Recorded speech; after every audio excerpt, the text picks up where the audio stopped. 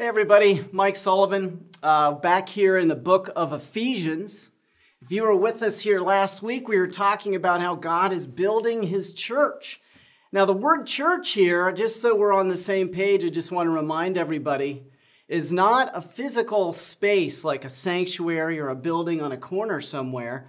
The church is actually a community of people who know Christ. And we talked last week quite a bit about different ways that God has been building.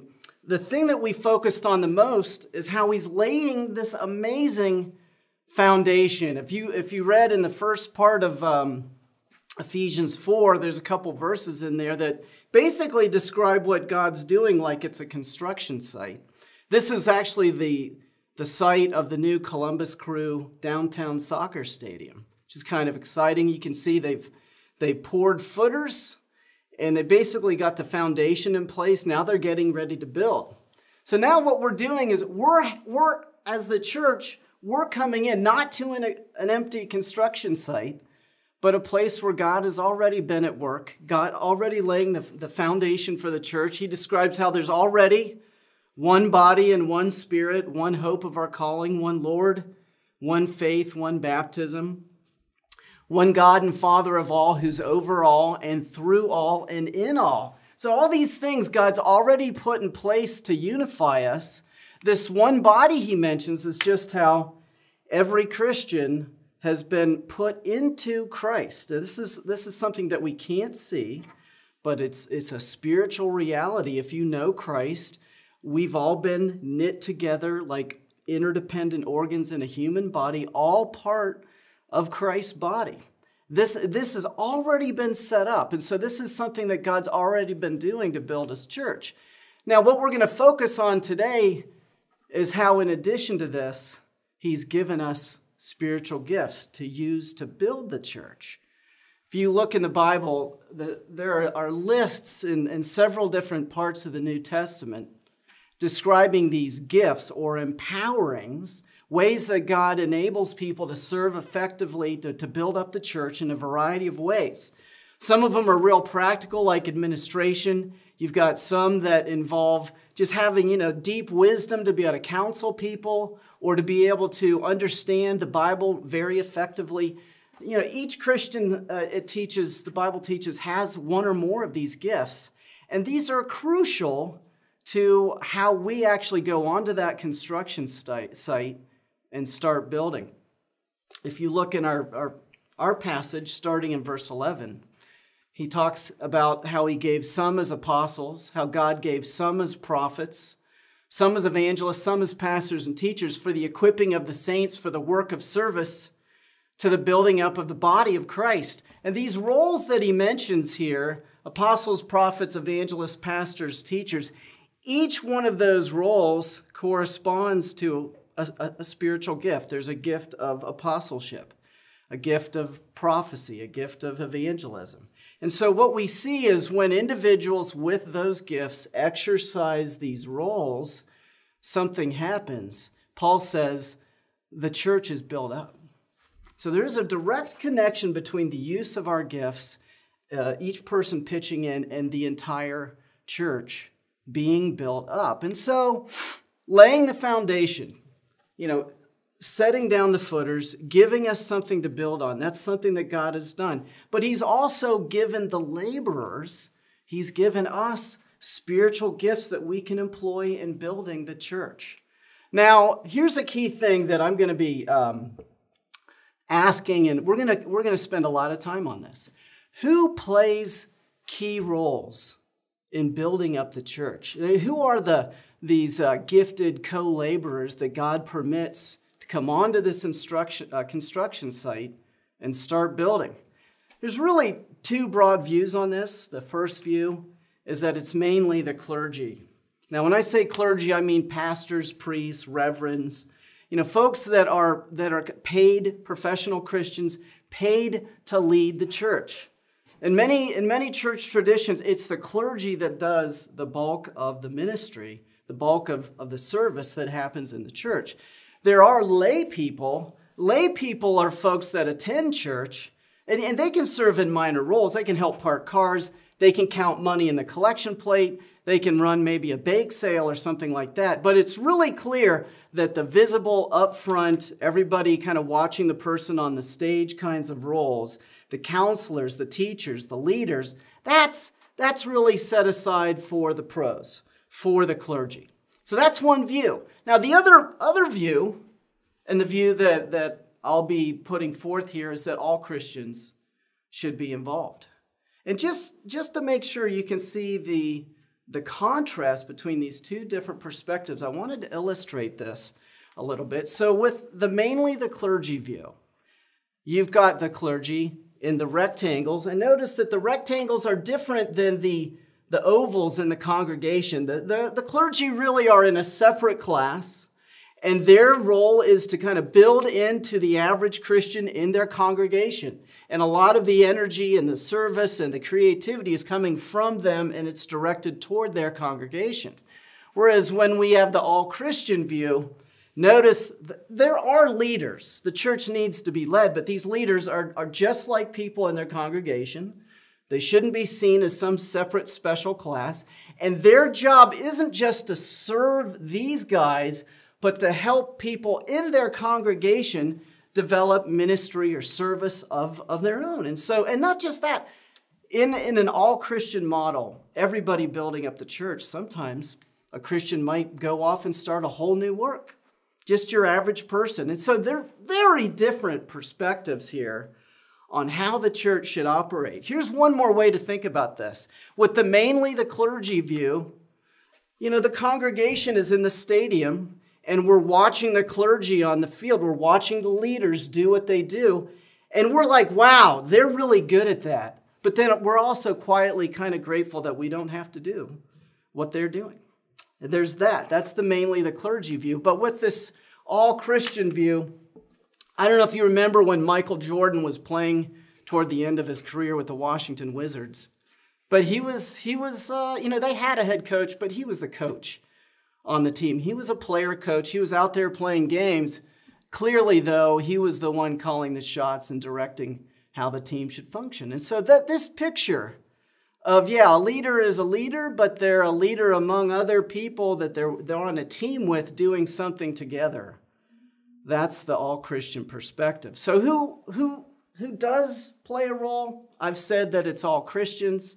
And you may be like, whatever. I mean, why is that even controversial? Well, actually, the idea that everybody could be involved, not just a special few, in building up the church has been quite controversial over the years. In the Middle Ages, your average person, your lay person, had little or no role in the church at all. In fact, this verse was often cited when people would talk about the lay people potentially serving with the clergy.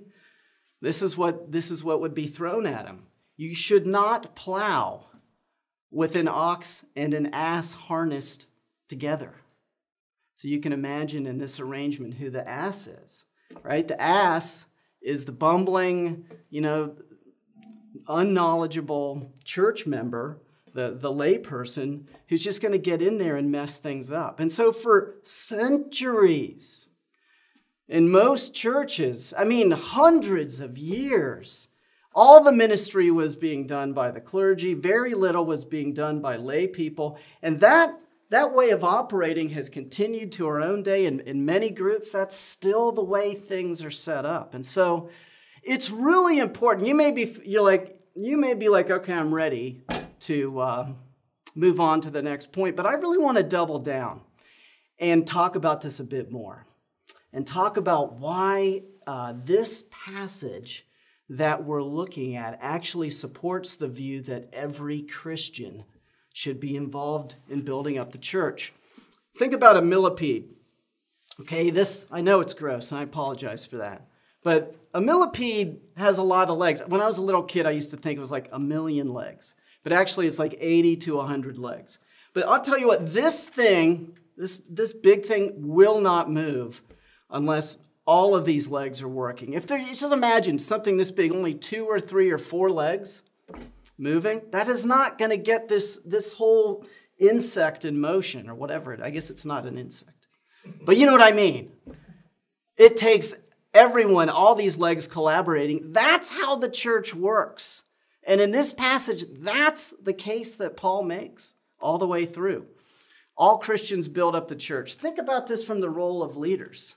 You know, we talked in these two verses we've looked at already, how there are leaders. And it's true, these different gifts and these roles are associated with leadership. It's not one-to-one, but these are associated with leadership in the New Testament. But what are these leaders supposed to do? I mean, these are leaders, but what are they supposed to work on? Are they supposed to run around and do everything? No, he says that the role of these people in these leadership positions is to equip the saints for the work of service. Now, the saints here, you know, you hear this and we think of some special holy class of people. That's not true. In the New Testament, a saint is just a Christian. If you know Christ, you're a saint. All Christians are saints. And so the role of pastors and apostles, these people that play different roles, leadership type roles in the church, it's to equip the saints, to equip all Christians for the work of service. So yeah, everybody, not just a few. Now, what about the goal? Think about this question of who should do this related to the goal that we're shooting for.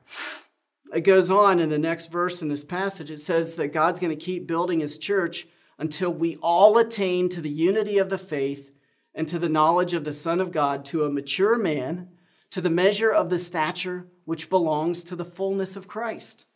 Okay, so what's the whole thing moving toward? What are we building toward? He says the goal is that all of us attain to maturity. All of us to a mature man are becoming more like Christ. And so think about that. What is maturity?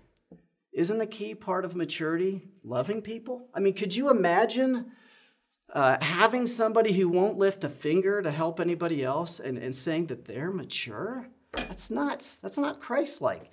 God wants everybody to be mature. Maturity involves service. And so all Christians obviously should be involved in that.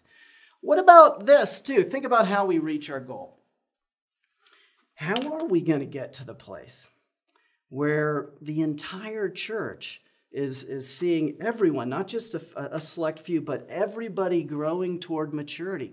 How's that going to happen? Well, the rest of our passage explains, as a result, we're no longer to be children tossed here and there by waves and carried about by every wind of doctrine, by the trickery of men, by craftiness and deceitful scheming, but speaking the truth in love, we're to grow up in all aspects into him who is the head, even Christ, from whom the whole body, being fit and held together by what every joint supplies according to the proper working of each individual part, causes the growth of the body for the building up of itself in love. And so it's clear, again, what's the goal we're shooting for? We're to grow up. The whole growth of the body, that we're supposed to be built up, that's the goal. But how is that going to happen? How are we going to get there? Well, he says it's going to be by what every joint supplies. And look how precise he is.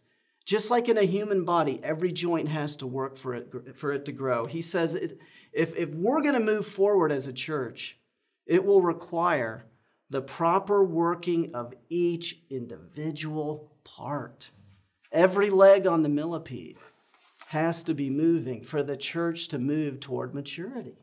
And so it's indisputable. I could show you passage after passage where Paul and other authors in the New Testament are pleading with the church, just imploring them, everyone's got to be involved in advancing God's work. And so, why is this such a big deal? Well, on a personal level, just thinking about my own situation, when I came out to this church, I came out, I think it was 1982, believe it or not. And I went for probably 18 months before I ever spoke with one of the founding pastors. I would see him, I'd sit in a teaching and I'd see him up front teaching, but I never spoke to him. I didn't even know who they were that well. And what really made the difference in my life wasn't some of these, big leaders. It was the people sitting right next to me.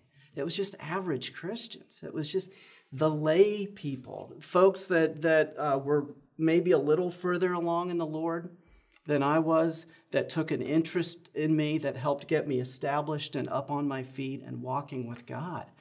And I'll tell you, if we, not just because we prefer it, but if we don't have Bible-based convictions that this is the way the church has to be, we're in trouble. This is so crucial. We will never see a single pastor, a single group of leaders be able to love and care for the church the way the mobilized body of Christ can. There's nothing like it when you see a whole room full of people committed to contributing. I pray to God that's the kind of church I'm involved in for the rest of my life. We can never lose this. Yep, and the other thing you got to realize too, and this is just history, is in every movement, we always drift toward letting leaders do everything. There's the ego-driven side of it where the leader wants to be seen as the one who's got it right. But then there's also our own sinful tendency to just want to offload stuff onto somebody else. This is human nature, and we're going to have to resist it. And to resist it, we need convictions from the Word about why it has to be all Christians building up the church. There's a lot at stake. Really have to have this. So what are some of the implications if this is true? Here's a key one. This is a really key implication. If you're a leader, your job is to mobilize other people. Yeah, this is one of your key jobs. We have people in this church leading in a variety of settings. We have folks leading clusters of home churches. We have home group leaders. We have people leading small Bible studies called cell groups. We have these things called ministry teams that are focused on specific needs, and people lead those. And so I know as I'm talking right now, many of you listening are leading in some setting like that. And so what is the thing that, like, at the essence a leader should be doing there? Here's a big one, is asking this question, what am I doing that I can teach somebody else to do? I mean, I'm sure whatever you're doing as a leader in whatever role you're in, I'm sure you're great at it. But a big part of our job is to let other people who aren't so great at it learn to get better at serving in different ways as we step aside and lift them up. So can you think of something other people can do in the ministry that you're involved in? What about teaching them how to do it? And then here's another crucial one. This is very important. What am I unable to do that I need help with? I was involved in a ministry to low-income children for about 10 years, and I was one of the leaders. And I'll tell you, there were so many needs beyond our ability, so many things that needed to be done. I had no clue how to do these things. And so, fortunately, God assembled a team of people, most of whom were not leading, but many had skills that they could do things I never could have done. And they did them so well, and they were absolutely crucial to us serving the students that we were given to serve effectively. So, man, I'm just saying, you just have to recognize there's so many things you are never going to be able to do as well as the people that you're leading can do. So both of these things, if you're a leader, boy, those are some questions to continually ask yourself. Now, if you're not a leader, and I know a lot of folks listening to this aren't currently leading anything, I would just say that the gap, that you may perceive between you and a leader is way smaller than you think. We tend to put leaders on a pedestal. We want to put them in a separate class. That's just human nature. But in the Bible, the way leaders are described is something closer just to the normal Christian life. These are character qualities of leaders. You can read about these in several different passages.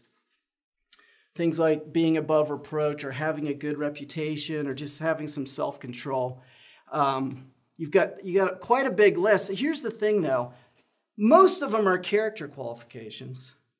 And if I had time, I could show you a Bible verse where this concept, being above reproach, is a goal for not just for leaders, but for every single Christian. What is this? This is the normal Christian life. Even in something that is a specialized skill, like this one, like able to teach God's word, it doesn't say what setting that happens in. It could be a large meeting. It could be on YouTube. It could be a smaller setting like a home Bible study. It could be just with a person or two. The principle is, are you learning the Bible and then taking what you're learning and giving it away to somebody else? And so when you pull back and you just think about this, this is something any Christian should aspire to. In fact, when we think about a leader isn't defined by some kind of degree or they've reached some kind of certain, threshold or sound barrier. What is a leader? A leader is just somebody who isn't just talking about the Christian life, but they're modeling it and living it. That's all this is. Years ago, the paid leaders in Xenos used to work in this building. This is at Weber and I-71, right by the railroad tracks. And it was just part of this building, like the upper or lower level, I forget. But anyhow, when I was really new to this church, I was going to a weekly Bible study in one of the conference rooms in this building. And I remember coming in and just feeling like, oh man, maybe this is like sacred space. The people that work here, these are like the leaders of the church. I just remember having that sense of like, this is different. And so for a year, I would go here once a week and study the Bible with people. And it was a transforming experience for me personally, but I also remember one time I was sitting on a couch in one of these conference rooms and joking around about leading, and a guy that was there who actually was on staff was over by the copy machine. He took the papers he was about to copy, he set them down, and he looked at me and he said, "Have you ever thought about leading? Have you ever thought about the possibility that you could serve and play a significant role in this church?" And I, up to that point, I never had. But then he went on to explain that a leader is just a Christian who's following Christ, who's living out some of those things that were described there. And so just keep that in mind. No one's going to appoint you as a leader against your will and just usher you into some situation you're not ready for. In this church, we recognize leaders. We just go up to people and go, you're living the kind of life that Christ calls us to live, the kind of life we would want to put in front of other people. How about helping us out and leading on a home church leadership team? That's how it happens. It's not some huge leap.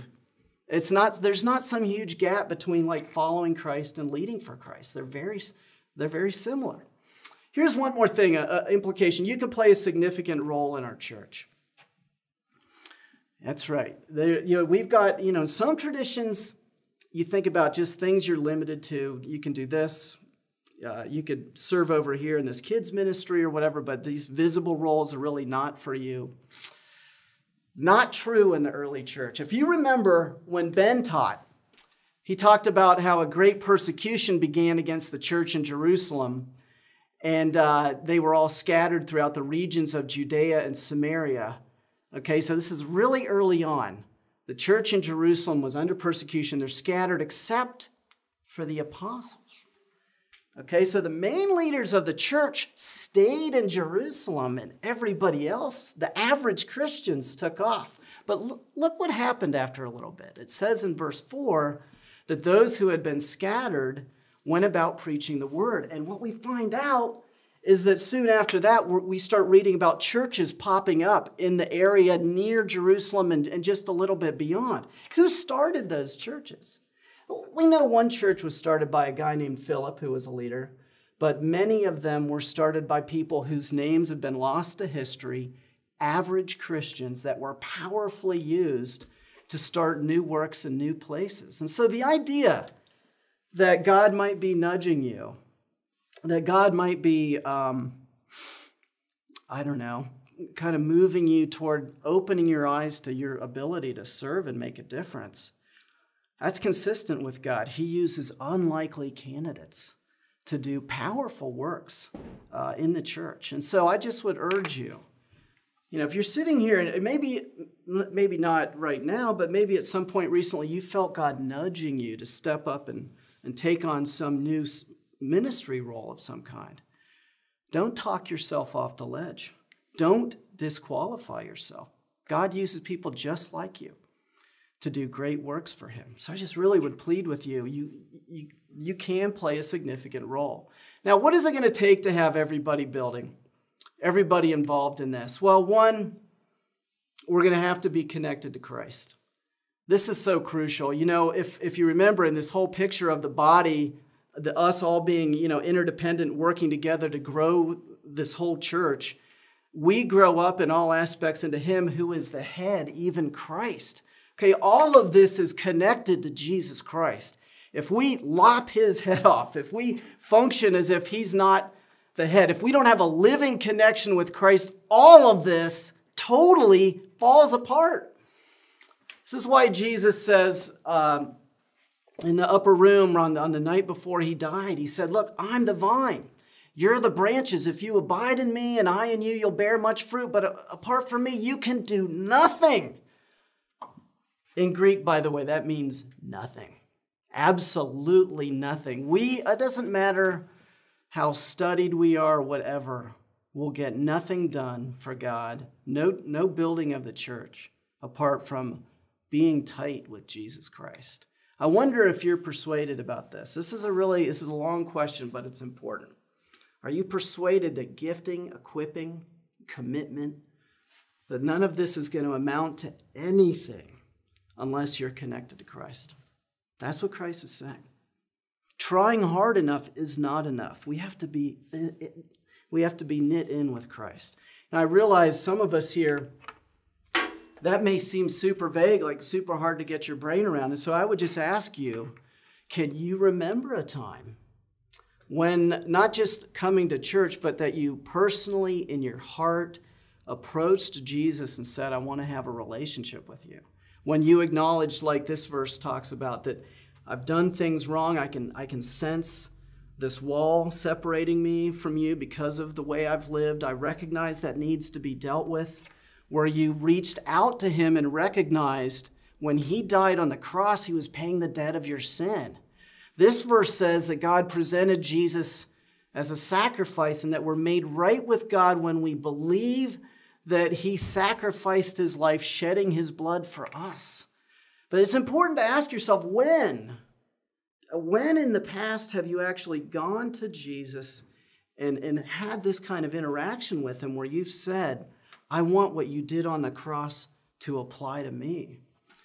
Once we do that, that's how you become a Christian.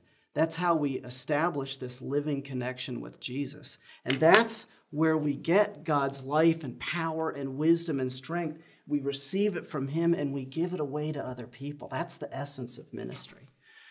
So yeah, that's a key thing we're going to have. Here's something else, is speaking the truth in love. I want to go back through this one part. He says, as a result, we should not be children tossed here and there by waves and carried about by every wind of doctrine, by the trickery of men, by craftiness and deceitful scheming, but speaking the truth in love, we are to grow up in all aspects into him who is the head, even Christ. Okay, he mentions something here, doctrine. This is what the Bible says is true about God, true about the way the world is. These are truths in the Bible that God has revealed. And he's pointing out a common problem, the problem of false doctrine, how over the centuries, people have been led astray into false teachings. And he's saying that this is a real threat to the growth of the church. And you may be like, well, yeah, that's true, but let's let the experts handle that. I mean, isn't it the leader's job to protect us? Well, that's a pretty questionable strategy if you know anything about the history of the church. Some of the worst errors that have ever occurred have happened because leaders have led the church astray.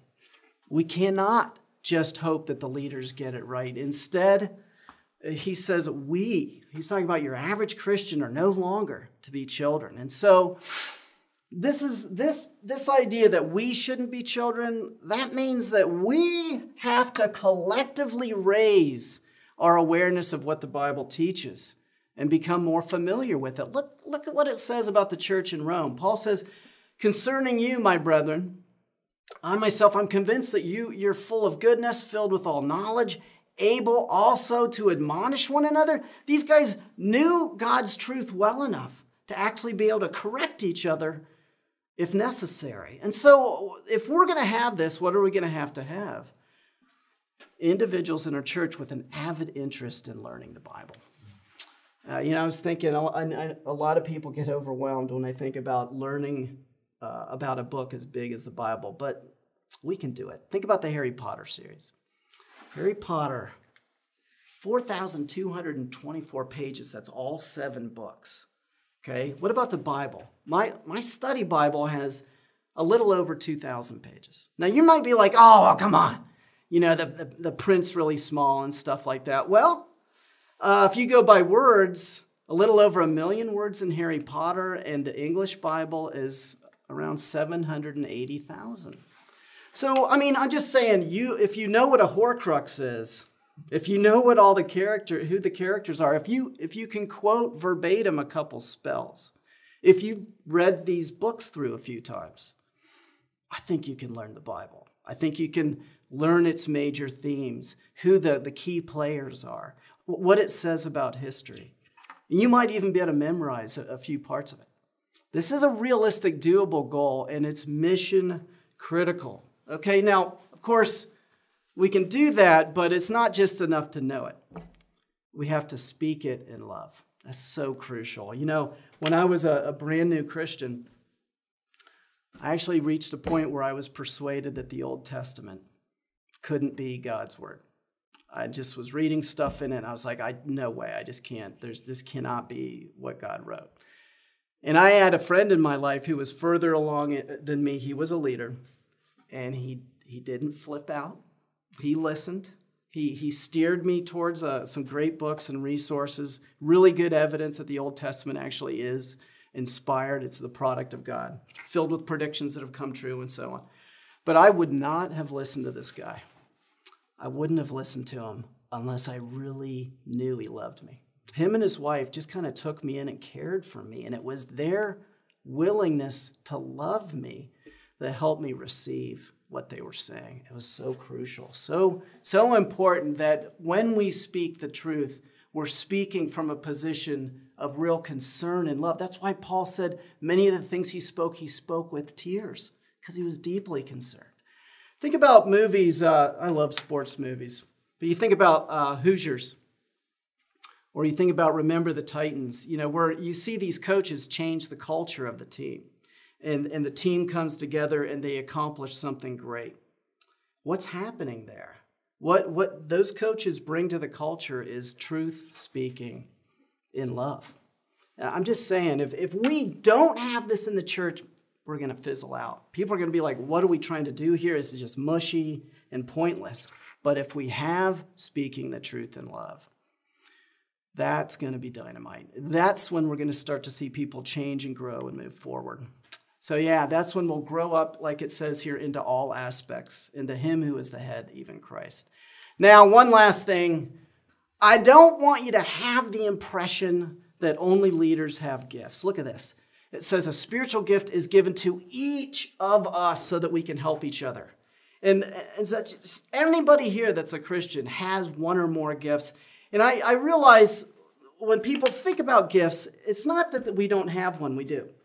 And it's not that many Christians aren't willing to use their gift, they are. The chronic issue that I see folks struggle with, that I struggled with for years, is trying to figure out what my gift is.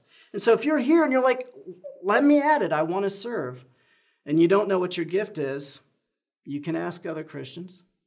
You could take a test. We used to have a test. I don't think it's a great way to do it, but look me up, or maybe figure out a way to contact me. I'll send you a spiritual gift test. Or you could use the Roomba method. In this method, if you know what a Roomba is, you just kind of ping pong around the room, vacuuming things, just randomly sweeping around, just trying to be useful, sweeping things up. What if you were to just go into settings where you're just serving and contributing and just kind of learning through trial and error? By this attempt worked out, that one didn't, and then over time with getting feedback from people, you start to zero in on how you're gifted. That's the way it usually works. So here's my thing. This is really the whole point of this teaching. You've been empowered by God to play an important role in building up his church. Your self-perception on this is very important. Is this how you see yourself? This is how every one of us needs to see ourselves. So yeah, just let that hang there. This is the right way to view each of our lives. Okay, that's it. Next week we'll finish up Ephesians 4. If you're checking us out for the first time and you click on the link below the description, below this video, we'll give you a free book. And if you're hanging out with people, here are some discussion questions that you can use just to get the conversation started. Thanks for tuning in. It's good to see you.